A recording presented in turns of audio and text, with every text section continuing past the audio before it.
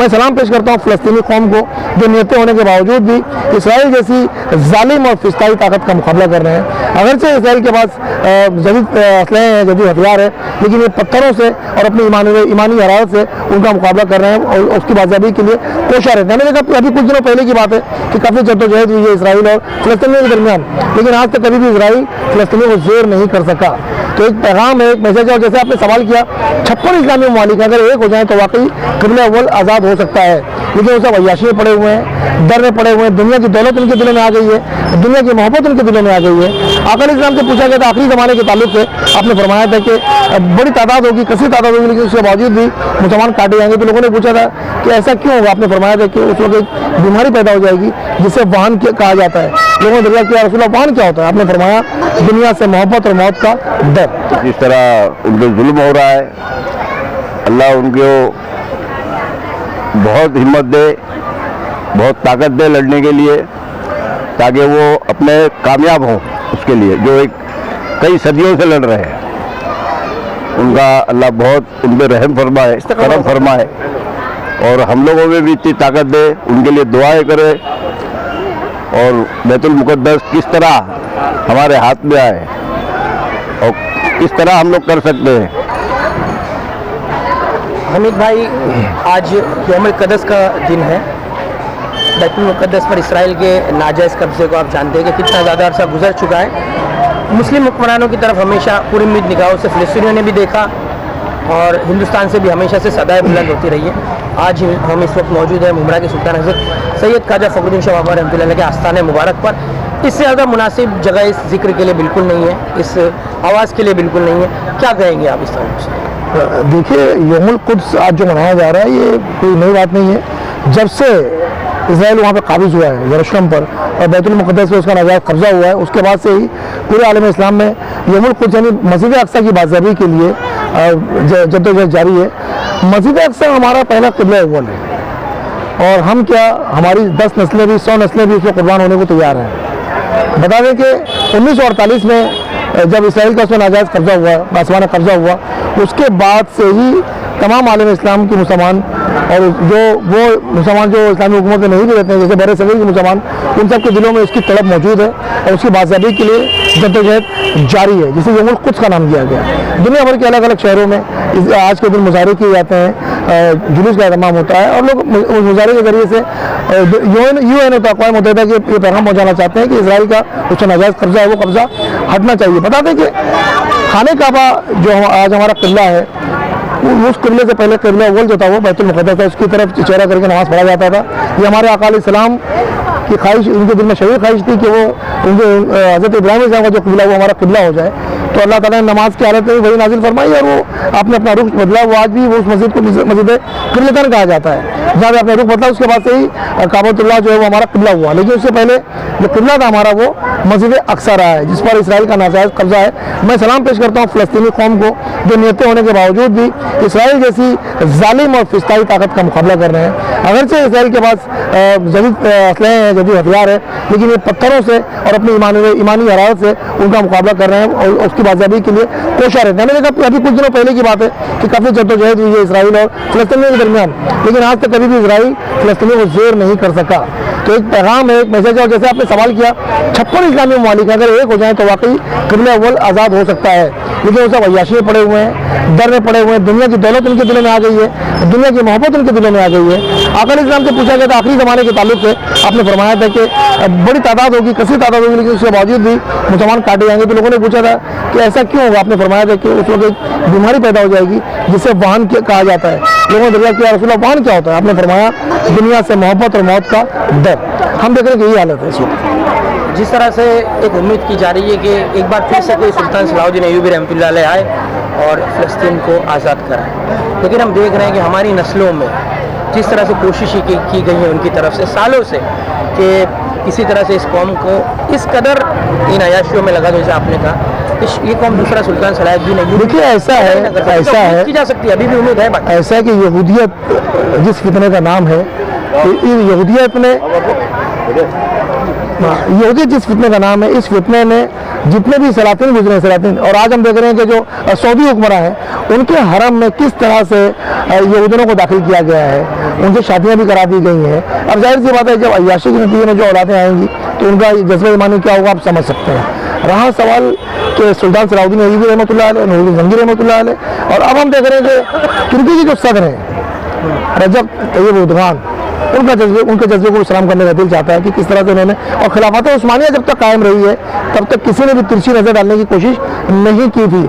हम देखते हैं कि दूसरी जंग अज़ीम के बाद जिस तरह से खिलाफत उस्मानिया को पारा किया गया और एक नई हुकूमत वजूद में आई थी जिसका नाम सऊदी अरबिया, उसके बाद से हम देखते हैं कि तमाम शायर इस्लाम को ढाया गया और उसी तर्ज पर यहूदी जो है वो यरूशलेम पे काबिज हैं और वो वहाँ पर मस्जिद अक्सा को शहीद करके वहाँ पर हैकल सुलेमानी बनाना चाहते हैं उनके अकीदे के मुताबिक, जबकि ये गलत है। मस्जिद अक्सा वो वहाँ पर कोई हैकल नहीं था बल्कि इबादतगाह थी हज़रत दाऊद अलैहिस्सलाम की, हज़रत सुलेमान अलैहिस्सलाम की, और उनके बाद से तमाम अंबिया इकराम और खुद हमारे आका अलैहिस्सलाम जब मेराज में तशरीफ ले गए तो आपने उसी मस्जिद अक्सा में कमोबेश 1,24,000 अंबिया इकराम की इमामत फरमाई थी। इसलिए हमारी जो जगह मुकद्दस और मोहतरम हो जाती है। खून में लिपटा हुआ यरूशलेम और लाशों को गोद में ली हुई मस्जिद अक्सा, इसकी तरफ से आप क्या पैगाम देंगे उम्मत मुस्लिम? मस्जिद अक्सा की एक एक जर्रा, उसकी एक एक दीवार, उसकी एक मुसलमान आलम को सदा दे रही है, पुकार रही है कि किसी भी तरीके से किसी भी तर्ज पर उसकी बाजियाबी कराई जाए। मुझे अच्छी तरह याद पड़ता है कि माजी करीब में मस्जिद अक्सा के इमाम साहब तशरीफ लाए थे मुंबई और हज हाउस में एक प्रोग्राम हुआ था। उस प्रोग्राम में उन्होंने बहुत ही मार्के की बात कही थी। उन्होंने कहा था कि मुसलमानों का वो गिरोह जो मस्जिद अक्सा की बाजियाबी के लिए जद्दोजहद करता रहेगा वो हक पर होगा। तो अल्हम्दुलिल्लाह मुझे फ़ख्र है और मैं आप पे भी फ़ख्र करना चाहूँगा कि आप साफ़ी हैं और आज आपने अहम इशू को उठाया है। तो जो मस्जिद अक्सा की तड़प अपने दिल में रखता है उसकी बाजियाबी के लिए कोशा है, किसी भी शक्ल में किसी भी तर्ज पर वो हक पर है और इंशाल्लाह हक पर ही रहेगा। तो मस्जिद अक्सा जो है उसकी बाजियाबी हम तमाम मुसलमानों में फ़र्ज होती है क्योंकि वो हमारा क़िबला अव्वल है। हम क्या हमारी 100 नस्लें उसमें कुर्बान है। दुआओं के अलावा फ़िलहाल तो हम कुछ कर ही नहीं सकते, दुआ ही है हमारे पास में। इस मुक़द्दस सहन से, इस पाक सहन से क्या दुआएं करें?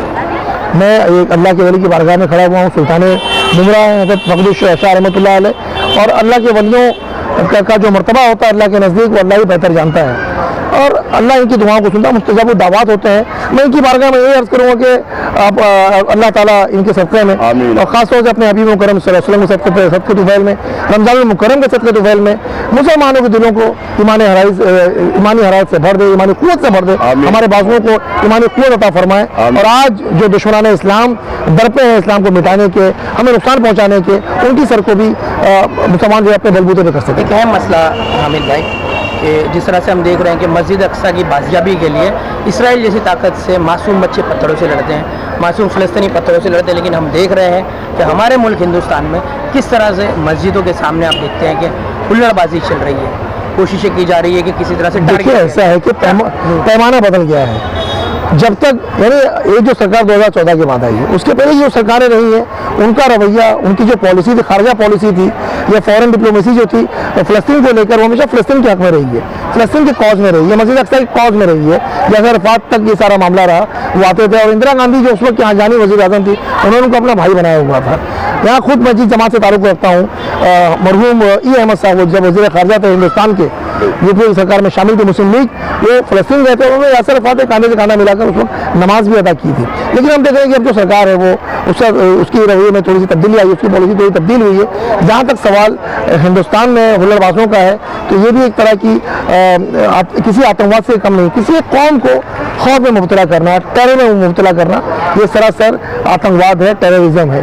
कि किस तरह से मस्जिदों के सामने अल्लामा इकबाल ने 100 साल पहले कहा था कि मुल्ला को जो है हिंद में सजदे की इजाज़त नादा ये समझता है, इस्लाम है आज़ाद। हमें इस खाम ख्याली से बाहर निकलना चाहिए। अलबत्ता ये बात ज़रूर है कि हम जिस मुल्क में रहते हैं उस मुल्क के आईन का हम एहतराम करते हैं। डॉक्टर बाबा साहब अम्बेडकर ने जिस कानून को बनाया है उस कानून के दायरे में रहकर हमें अपने हुकूक की बाजियाबी के लिए जितनी भी जद्दोजहद हो सकती है वो करनी चाहिए। कानून को अपने हाथ में लेना चाहिए। कुछ बयानात आ रहे हैं, एक जमात है उसके लोगों की तरफ से कि यहाँ पर अनुमान तलीजा करने की बात की जा रही है कौसा जहाँ मस्जिद के सामने, ये सिर्फ हमें वरगलाने की कोशिश की जा रही है, हमें मुश्तरी करने की कोशिश की जा रही है। वो चाहते यही है कि हम ऐसा कोई कदम उठाएं जिसका फ़ायदा वो ले। हमें बिल्कुल भी मुश्तरी होने की जरूरत नहीं है। कानून है, कानून अपना काम करेगा।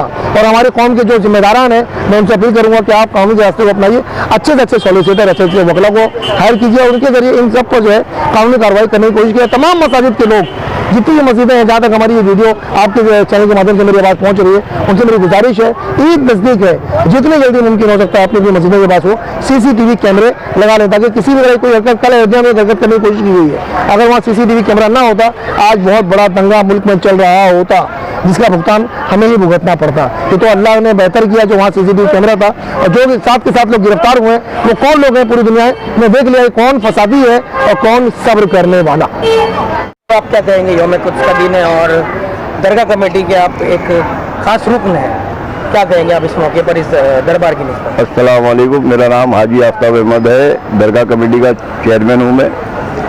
और जो बैतुल मुक़द्दस के लिए जो मामला चल रहा है इस टाइम, लोग जिस तरह वहाँ मर रहे हैं, जिस तरह उन पर जुल्म हो रहा है, अल्लाह उनको बहुत हिम्मत दे, बहुत ताकत दे लड़ने के लिए, ताकि वो अपने कामयाब हों उसके लिए, जो एक कई सदियों से लड़ रहे हैं।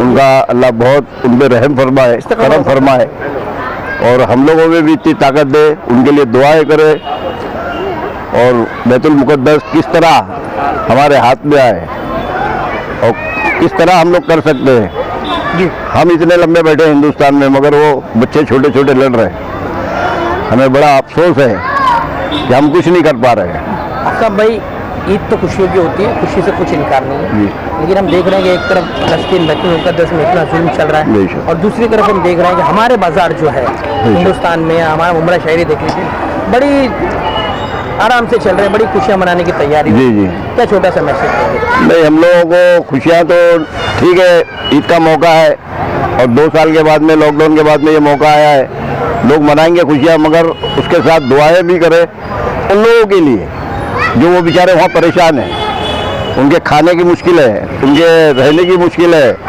वो लगातार अपने मकसद में लगे हुए हैं। तो आप लोग खुशियाँ मनाएं, मगर ऐसी ना मनाएं जो मतलब नागवार हो, और अच्छे तरीके से दुआएं करें, घर में बैठ के दुआएं करें, औरतें दुआएं करें, बच्चे दुआएं करें, मस्जिदों में ऐलान हो कि दुआएं करें उनके लिए, और अल्लाह वो कामयाब करे उनको।